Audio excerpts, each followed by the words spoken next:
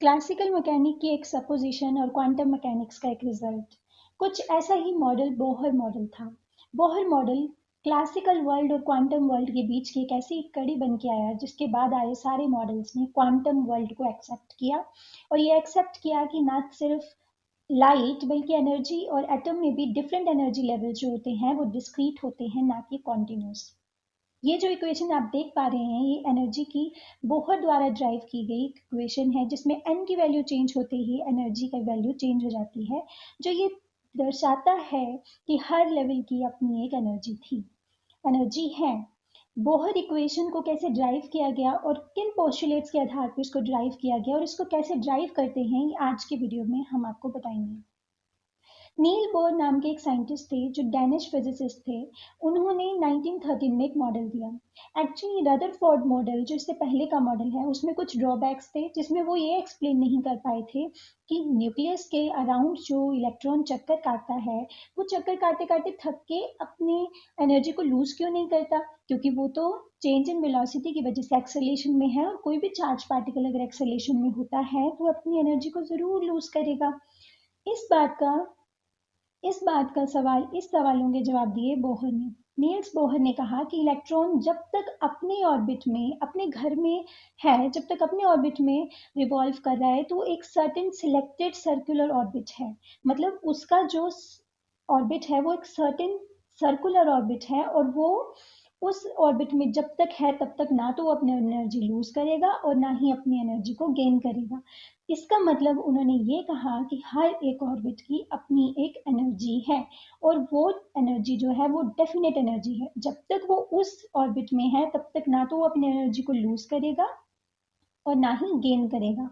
अब ये जो इलेक्ट्रॉन की एनर्जी है, ये एकदम से चेंज नहीं हो सकती कि एकदम से continuously change change change change हो जा रही है। ये एब्रप्टली एकदम से चेंज होगी जब इलेक्ट्रॉन या तो जंप करेगा अपने ऑर्बिट से हायर ऑर्बिट में, या हायर ऑर्बिट से निचले ऑर्बिट में अपनी ग्राउंड स्टेट में वापस आएगा, या वापस आते आते किसी और जगह पे रुकेगा। मतलब जब तक वो अपनी एनर्जी लेवल में है, अपने ऑर्बिट में है, तब तक वो एनर्जी को ना तो लूज करेगा ना तो गेन करेगा। जब बाहर जाएगा तभी सिर्फ एनर्जी को लूज करेगा या गेन करेगा। और फिर उन्होंने एंगुलर मोमेंटम के लिए ये इक्वेशन को कहा।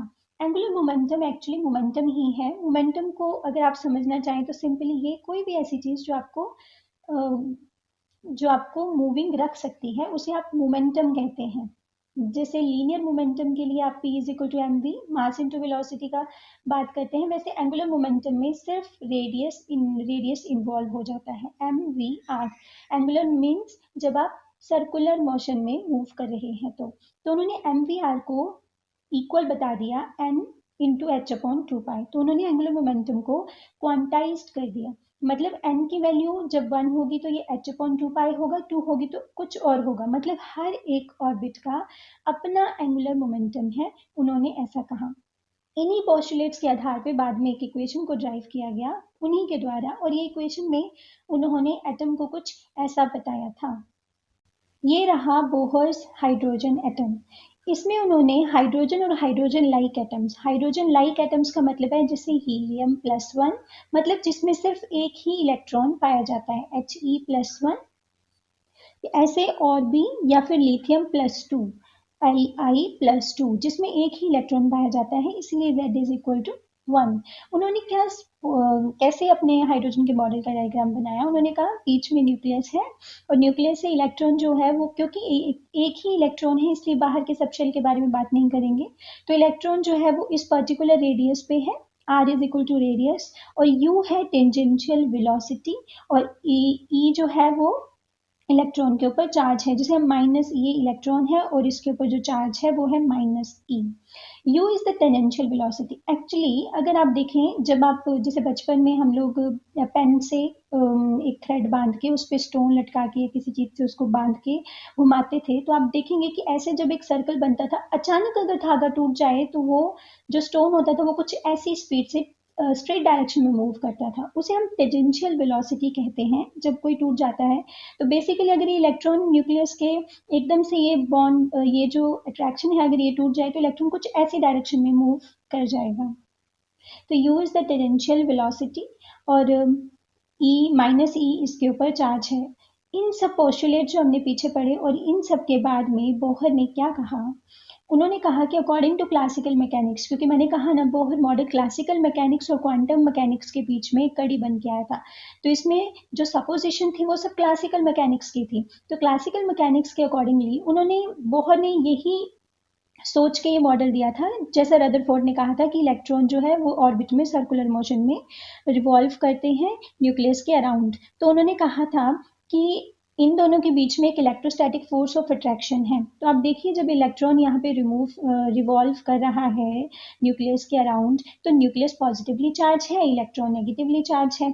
जब इलेक्ट्रॉन जो नेगेटिवली चार्ज है तो इन दोनों के बीच में एक फोर्स ऑफ अट्रैक्शन होगा, जिस फोर्स ऑफ अट्रैक्शन को उन्होंने सेंट्रीपिटल फोर्स या इलेक्ट्रोस्टैटिक फोर्स ऑफ अट्रैक्शन भी कह दिया था। दोनों अलग हैं, लेकिन यहाँ पर उन्होंने इसे सेंट्रीपिटल फोर्स के हिसाब से कहा, और सेंट्रीपिटल फोर्स के हिसाब से उन्होंने ये कहा जेड ई क्या है, न्यूक्लियस के ऊपर जो चार्ज है, और ई जो है वो इलेक्ट्रॉन का चार्ज है, और upon R square. So classical mechanics के अकॉर्डिंगली जो सेंट्रीपिटल फोर्स का ये formula Z E multiply E upon R square, charge of two charged particle upon the distance, square of the distance. So this is the formula of centripetal force in this model. And centrifugal force, so centripetal force basically उसको पुल करेगी nucleus की तरफ को, centripetal force खींचती है ना अपनी तरफ को, और दूसरी फोर्स है सेंट्रीफ्यूगल फोर्स जो उसको बाहर की तरफ को पुल करेगी। तो बेसिकली वो फोर्स क्या थी, एम यू स्क्वायर। यू को मैंने वेलोसिटी लिया है यहाँ पर, वी भी ले सकते हैं, यू भी ले सकते हैं, मैंने यू लिया है, M U square upon R. तो ये थी हमारी centrifugal force, mass into velocity का स्क्वायर अपॉन रेडियस। तो सेंट्रीफ्यूगल फोर्स जो उसको बाहर की तरफ को tends to take it away from the from nucleus और फ्रॉम द एटम। सो ये दो फोर्सेस एक्चुअली में उन्होंने कहा कि ऑपोजिट हैं एक दूसरे के, और एक दूसरे को बैलेंस करती हैं, इसलिए जो इलेक्ट्रॉन है वो न्यूक्लियस के अराउंड घूमता रहता है। तो ये दोनों फोर्सेस के फॉर्मूला को आपने इक्वल कर दिया और यहाँ से सिंपली यू स्क्वायर निकाल लिया, आर स्क्वायर सब बाकी सब चीज़ों को इधर उधर करके आर को उधर ले गए and all, and then cut कुट करके ये इक्वेशन आपके पास आ गई। इस इक्वेशन को अगर मैं इक्वेशन नंबर 1 ले लूँ, इसके बाद इन्होंने जो बोहर का पोस्टुलेट था जिसमें हमने M U R equals to M H upon 2 pi ये एंगुलर मोमेंटम का फॉर्मूला लिया था, उस फॉर्मूला को लिया और वहां से यू की वैल्यू को निकाला। एम आर इस तरफ चला जाएगा और यू को फिर स्क्वायर कर दिया, तो आ गया M square H square 4 pi square M square R square. तो यहाँ से यू स्क्वायर आ गया। अब हम देखेंगे ये जो इक्वेशन है, equation number 1 and equation number 2, इन दोनों में यू स्क्वायर की वैल्यूज दी हुई हैं, तो हम इन दोनों इक्वेशन को इक्वलाइज कर सकते हैं। तो हमने यू स्क्वायर को एलिमिनेट कर दिया और इन दोनों को इक्वल कर दिया। इक्वल करने के बाद हमारे पास ये वैल्यू आ गई। यहाँ से सिंपली हमने जेड ई स्क्वायर को जो एम आर को उस तरफ ले गए और फिर कट कर दिया। एम आर यहाँ से देखिए, यहाँ से ये और ये इन दोनों के स्क्वायर से कट हो जाएगा और फिर बाद में 4 पाई स्क्वायर एम आर यहाँ पर हमारे पास आ जाएगा। इसके बाद हमने यहाँ से रेडियस को निकाल लिया और रेडियस को आर एन से इक्वलेंट कर लिया। इक्वलेंट मतलब जब हम एन की वैल्यू को चेंज करेंगे तो रेडियस चेंज हो जाएगा, ऐसा मान लिया गया और बाकी सब फॉर्मूला हमारे पास सेम रहा। अब क्योंकि Z1 है तो हमने Z को 1 पुट कर दिया और हमारे पास ये इक्वेशन सिर्फ Z। अब देखिए जो हाइड्रोजन एटम है, क्योंकि वो ग्राउंड स्टेट की अगर आप बात करें तो n की वैल्यू 1 होगी। n की वैल्यू 1 होगी तो अगर हम यहाँ पे n की वैल्यू को 1 पुट करेंगे तो हमारे पास रेडियस की वैल्यू आ जाएगी n स्क्वायर 1 हो जाएगा, बाकी h square upon 4 pi square M E square. So यही एक्चुअली बोहर की रेडियस थी जिसे हम ए नॉट से भी बताते हैं। तो ये रेडियस का फॉर्मूला आ गया। इसके बाद हम एनर्जी को कैलकुलेट करेंगे। तो आप देखिए जब आप एनर्जी को कैलकुलेट करेंगे तो बेसिकली एनर्जी होती क्या है, sum of kinetic energy and potential energy. इस केस में तो काइनेटिक एनर्जी क्या हो जाएगी, इसमें हाफ एम यू स्क्वायर जो काइनेटिक एनर्जी का फॉर्मूला है, और पोटेंशियल एनर्जी क्या होगी, Z E minus E upon R N. तो बेसिकली यहाँ पे ये सम ही है, पर क्योंकि पोटेंशियल एनर्जी नेगेटिव में है due to the charge of electron and which is minus E, so energy here is the kinetic energy and the potential energy का सम।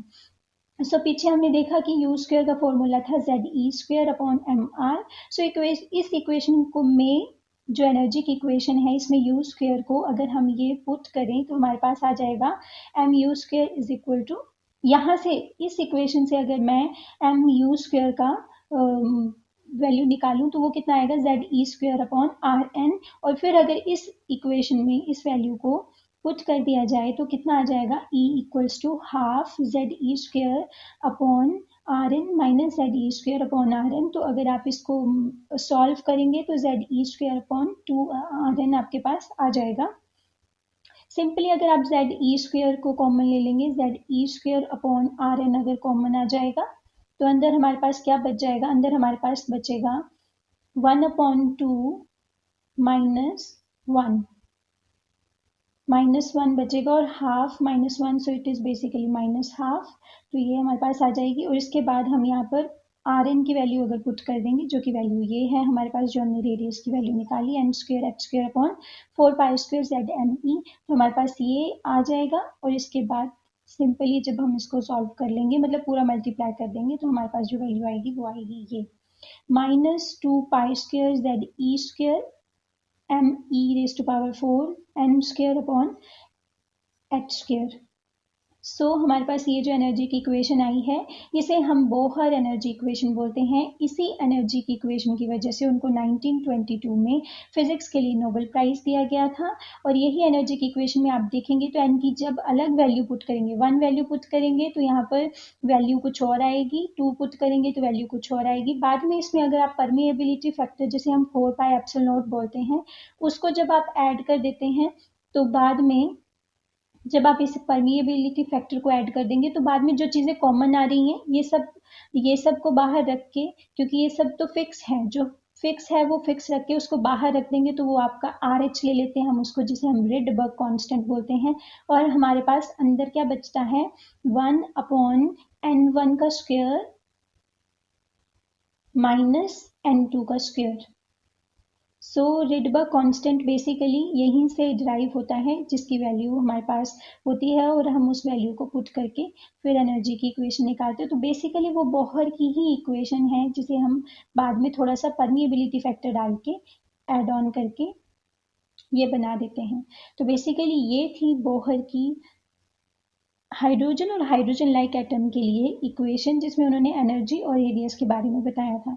पर क्योंकि सिर्फ हाइड्रोजन ही तो नहीं एग्जिस्ट करता है, हमारे पास और भी बहुत सारे एटम्स हैं, एलिमेंट्स हैं, तो उन एलिमेंट्स के लिए अलग इक्वेशन को कैसे बनाया गया वो बाद में देखा जाएगा। और सबसे बड़ी बात कि बोहर ने इस मॉडल के बाद में जो हाइड्रोजन एटम के लिए स्पेक्ट्रा बनाया था, वो स्पेक्ट्रा भी बहुत इंपॉर्टेंट रोल प्ले करता है। उससे हमने लाइट के नेचर को बहुत अच्छे से समझा था, वो किसी और वीडियो में देखेंगे। Thanks for watching.